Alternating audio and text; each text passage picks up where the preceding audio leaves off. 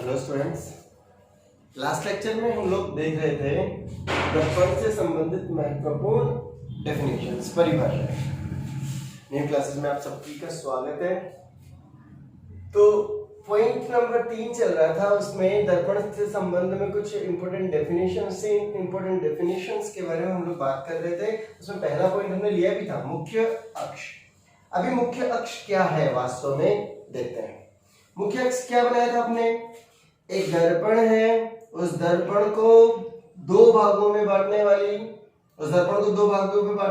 रेखा। आप दो भागों में एक नंबर भी बांट रहे हैं और दो नंबर भी बांट रहे हैं।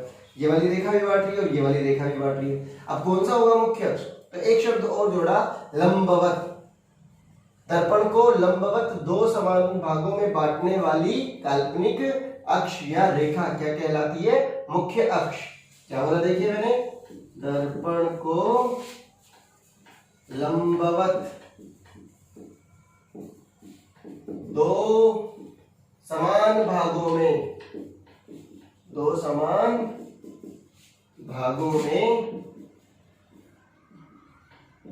विभाजित करने वाला काल्पनिक अक्ष मुख्य अक्ष कहलाता है। मुख्य अक्ष कहलाता है। बात समझ में आ गई? इसका मतलब हम लोग कह सकते हैं हमारे पास में जो दो नंबर अक्ष था वो लंबवत नहीं था, इसीलिए हमारे पास मुख्य अक्ष क्या होगा? ये एक। ओके, इसके लिए भी लंबवत हम लोग क्या बना दें? देखिए ये चाप है, इस चाप के लिए दिशा कैसे देंगे? स्पर्श रेखा से, और ये स्पर्श रेखा इस अक्ष की क्या होगी? लंबवत। क्या होगी? लंबवत। ये क्या हो गया हमारे पास में? मुख्य अक्ष। ये क्या हो गया हमारे पास में? मुख्य अक्ष। ओके, तीसरा, इसको भी दो समान भागों में बांट रही है, ये रेखा क्या होगी? मुख्य अक्ष। तो नॉर्मल सी बात है, ये कोण हमारे पास में कितना होगा? 90। ये कोण कितना होगा? 90। ये कोण 90। ये एंगल तो 90 दिख रहा है, लेकिन ये एंगल कैसे मापेंगे सर? तो देखिए हम लोग ऐसे एंगल मापते हैं तो क्या करते हैं? स्पर्श रेखा खींचते हैं, इसके ऊपर खींचते हैं ना। तो इस बिंदु की स्पर्श रेखा क्या होगी? इसके लंबवत। क्लियर है? इस बिंदु की स्पर्श रेखा क्या होगी? मुख्य अक्ष के लंबवत। आप सभी को बातें समझ में आ गई? तो नॉर्मल सी बात है कि दर्पण को लंबवत दो समान भागों में विभाजित करने वाला काल्पनिक अक्ष मुख्य अक्ष कहलाता है। मुख्य अक्ष कहलाता है। दर्पण को लंबवत दो समान भागों में विभाजित करने वाला अक्ष काल्पनिक अक्ष मुख्य अक्ष कहलाता है। सभी को समझ में आ गई ये बात? ओके, डेफिनेशन नंबर 2, इसमें हम लोग बोलते हैं ध्रुव, पोल। ये प्रिंसिपल एक्सिस था, ये पोल। पी से नोट करते हैं इसको। और ये क्या है? वह बिंदु, दर्पण पर वह बिंदु जहां दर्पण और मुख्य अक्ष प्रतिच्छेद करते हैं, काटते हैं। मुख्य अक्ष और दर्पण किस बिंदु पर काट रहे हैं? उसे क्या कहते हैं? ध्रुव। जिस बिंदु पर दर्पण और मुख्य अक्ष एक दूसरे को प्रतिच्छेद करते हैं उसे ध्रुव कहते हैं, या हम सीधा नॉर्मल परिभाषा के रूप में कह सकते हैं दर्पण का मध्य बिंदु। दर्पण का मध्य बिंदु ध्रुव कहलाता है। ध्रुव कहलाता है। इसको किससे डिनोट कर रहे हैं? किससे प्रदर्शित कर रहे हैं? पी से। किससे नोट कर रहे हैं? पी से। तो सीधी सी बात, हमने यहाँ पे मुख्य अक्ष को और ध्रुव को देखा। मुख्य अक्ष क्या है? एक दर्पण को लंबवत दो समान भागों में विभाजित करने वाला काल्पनिक अक्ष। एक दर्पण को लंबवत दो समान भागों में विभाजित करने वाला काल्पनिक अक्ष मुख्य अक्ष कहलाता है। और दूसरा क्या है हमारे पास में? ध्रुव। ध्रुव क्या है? दर्पण का मध्य बिंदु, या वह बिंदु जिस पर दर्पण और मुख्य अक्ष प्रतिच्छेद करते हैं, काटते हैं एक दूसरे को, उसे क्या कहते हैं? ध्रुव। क्लियर है? ओके, वीडियो को रोक के स्क्रीनशॉट ले लिया करो। उसके बाद जो इंपॉर्टेंट बातें लगे उनको रिपीट किया करो। क्लास नोट्स के रूप में मैं आपको पीडीएफ दे दूंगा, आप उसको लिख लेना, नोट्स बना लेना।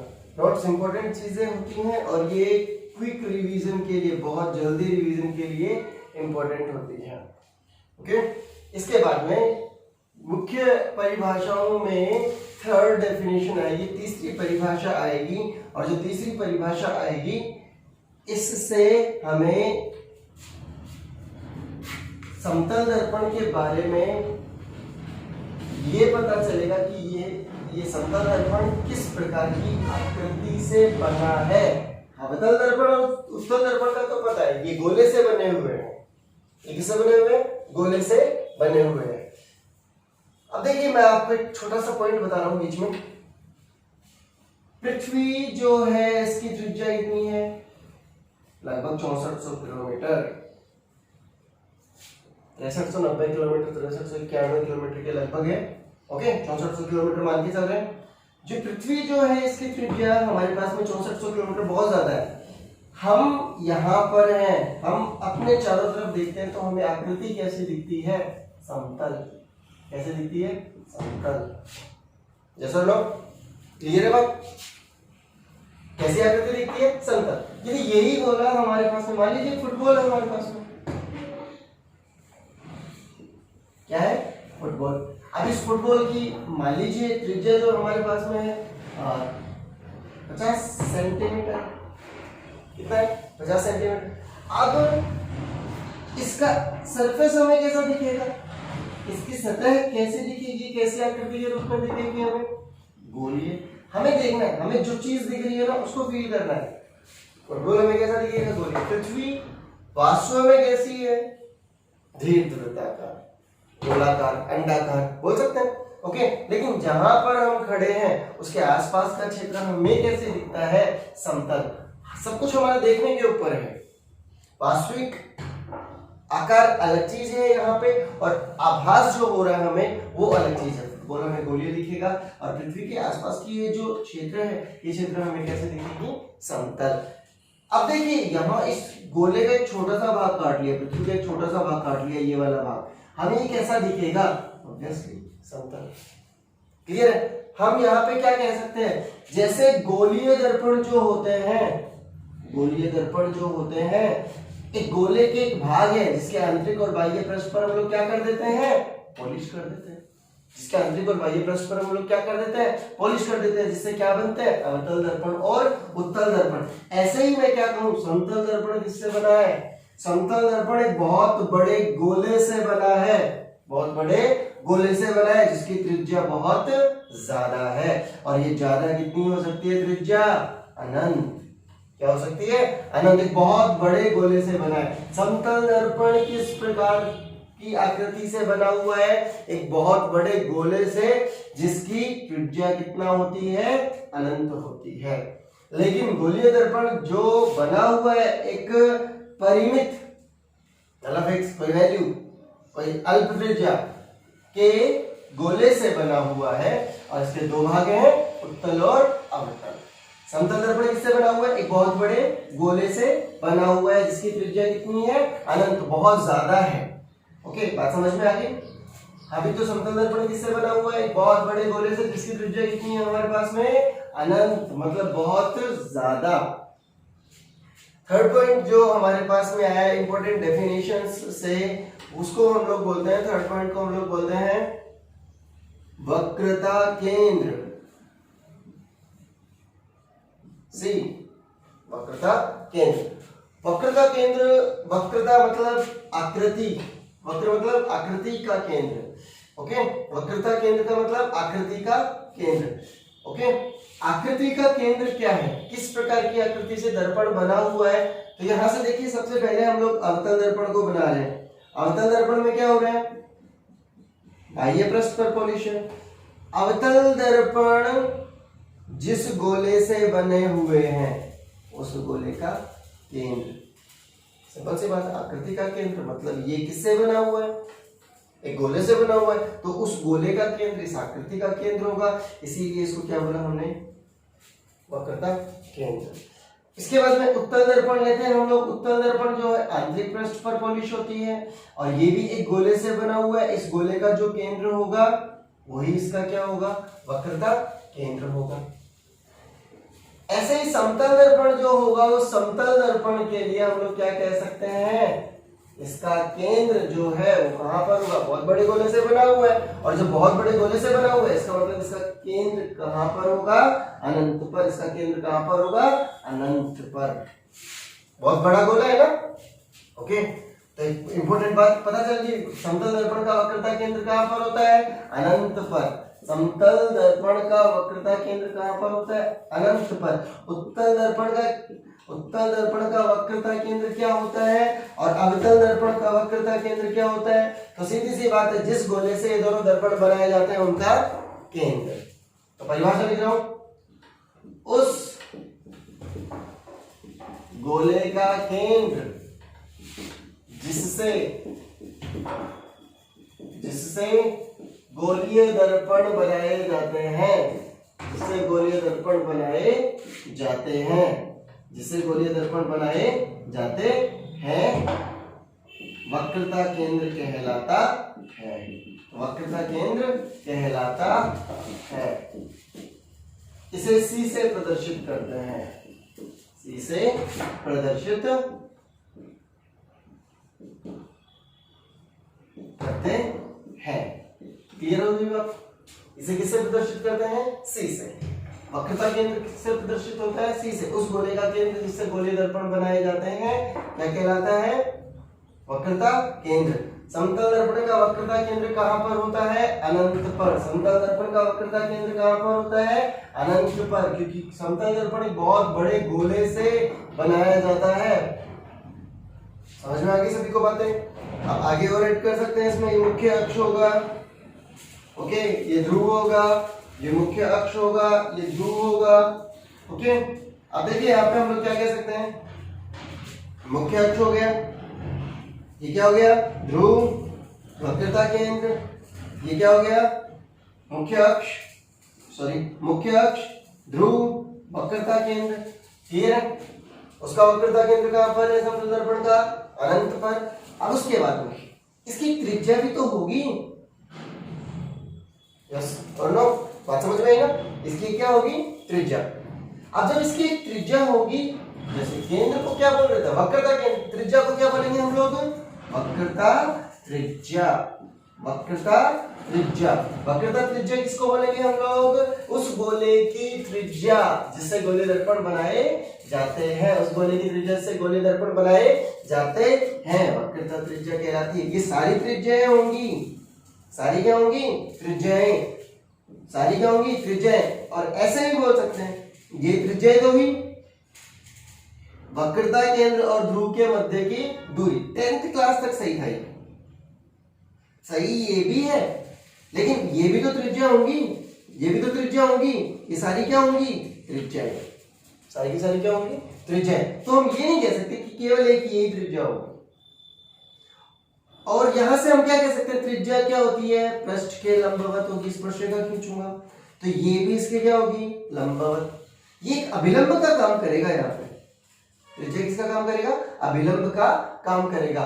तो हम लोग नॉर्मली बात समझ गए, क्या कह सकते हैं इसको, उस गोले की त्रिज्या, उस गोले की त्रिज्या जिससे गोलीय दर्पण बनाए जाते हैं, उस गोले की त्रिज्या, उस गोले की त्रिज्या जिससे गोलीय दर्पण बनाए जाते हैं, जिससे गोलीय दर्पण बनाते हैं, वक्रता त्रिज्या कहलाती है, वक्रता त्रिज्या कहलाती है। त्रिज्या को r से प्रदर्शित करते हैं, इसका मतलब ये क्या हो गई, r। ये दूरी हमारे पास में क्या हो गई, c और p की r। ये दूरी हमारे पास में p और c के बीच में क्या हो गई, r। अब इसकी त्रिज्या कितनी होगी, समतल दर्पण बहुत बड़ा गोला है, जिस गोले की केंद्र कहां पर है, अनंत पर। इसका मतलब क्या कह सकता हूं, ये ध्रुव, इसका केंद्र अनंत पर, बहुत दूर। इसका मतलब त्रिज्या भी इसकी क्या होगी, त्रिज्या भी इसकी क्या होगी, अनंत। त्रिज्या भी इसकी क्या होगी, अनंत। तो हम लोग नॉर्मली एक बात कह सकते हैं, समतल दर्पण का वक्रता केंद्र और वक्रता त्रिज्या दोनों कहां पर होती हैं, अनंत पर होती हैं, अनंत होती हैं। बात समझ में आ गई सभी को। तो एक बार फिर से बता देता हूं, मुख्य अक्ष क्या है, मुख्य अक्ष क्या है? उस दर्पण, या हम कह सकते हैं एक दर्पण को दो समान भागों में बांटने वाला लंबवत काल्पनिक अक्ष। लंबवत काल्पनिक अक्ष, दर्पण को दो बराबर बराबर भागों में बांटने वाला काल्पनिक अक्ष क्या कहलाता है हमारे पास में? मुख्य अक्ष। दूसरी ध्रुव, दर्पण का मध्य बिंदु, दर्पण का मध्य बिंदु पी से प्रदर्शित करते हैं। तीसरा क्या था? वक्रता, वक्रता केंद्र। वक्रता केंद्र क्या है? उस गोले का केंद्र जिससे गोली दर्पण बनाए जाते हैं, जिसे गोली दर्पण बनाए जाते हैं। और वक्रता त्रिज्या, उस गोले की त्रिज्या जिससे गोलीय दर्पण बनाए जाते हैं। इसे R से प्रदर्शित करते हैं और इसे C से प्रदर्शित करते हैं। समतल दर्पण का वक्रता केंद्र अनंत पर होता है, समतल दर्पण की वक्रता त्रिज्या अनंत होती है, समतल दर्पण की वक्रता त्रिज्या अनंत होती है। क्लियर होगी सभी को बातें? ओके, इसके बाद आगे चलते हैं हम लोग। कितनी डेफिनेशंस हो गई हैं? 4। कितनी डेफिनेशंस हो गई हैं? 4। इसके बाद में हम लोग फिफ्थ डेफिनेशन, फोकस बिंदु। बहुत इंपॉर्टेंट पॉइंट है ये, फोकस बिंदु पता होना चाहिए हमें। ये फोकस बिंदु जो होगा वो क्या होगा? फोकस बिंदु देखते हैं। फोकस बिंदु डेफिनेशन नंबर 5, फोकस बिंदु F, फोकस पॉइंट F से प्रदर्शित करते हैं। फोकस देखो पता चल रहा है जहाँ पे सारी चीजें फोकस होके मिले, एक बिंदु पर केंद्रित हो जाए या केंद्रित होते हुए प्रतीत हो। फोकस, एक एग्जांपल बताता हूँ। मान लीजिए अभी आपको पता चला आपके शहर में अमित शाह जी आने वाले हैं, तो अमित शाह जी उस शहर के फोकस बिंदु हो जाएंगे, क्योंकि सभी उन्हीं के बारे में बात करेंगे। मतलब कुल मिला के हम लोग ये कह सकते हैं कि अगले दिन जो न्यूज़ भी आएगी वो न्यूज़ भी उसी पर फोकस जो होगी, उस क्षेत्र की न्यूज़ के बारे में बात कर रहा हूँ मैं, उसी पर क्या होगी? फोकस्ड होगी। ओके, अब अमित शाह को तो जानते हो सभी, हमारे गृह मंत्री। Fifth point, focus point. Focus point क्या है? देखिए बहुत अच्छे से समझना इसको। ये हमारे पास में क्या है? अवतल दर्पण। दूसरा हमारे पास में क्या है? उत्तल दर्पण। समझना इंपॉर्टेंट है। इसको क्या कहते हैं हम लोग? मुख्य अक्ष। क्या कह सकते हैं इसको? मुख्य अक्ष। मुख्य अक्ष। इसे कहते हैं ध्रुव, इसे कहते हैं ध्रुव। ये क्या हो गया? वक्रता केंद्र, वक्रता केंद्र सेंटर हो गया। अब क्या बोला हमने? मुख्य अक्ष के समांतर प्रकाश की किरणें आ रही है, एक बीम आ रही है, पूरी की पूरी प्रकाश पुंज आ रहा है, ग्रुप आ रहा है, बहुत सारी किरणें एक साथ आ रही है। और कैसे आ रही है वो? मुख्य अक्ष के समांतर। मुख्य अक्ष के समांतर प्रकाश की किरणें आ रही हैं और किसी अवतल दर्पण पर आपतित हो रही हैं या उत्तल दर्पण पर आपतित हो रही हैं। अब उनका परावर्तन, उनका क्या होगा? परावर्तन। अब हम इसका अभिलंब बनाते हैं। इसका अभिलंब हमने क्या कहा था? चलो इसको नेक्स्ट लेक्चर में देख लेते हैं हम। Thank you. टाइम थोड़ा ज्यादा हो गया इसमें।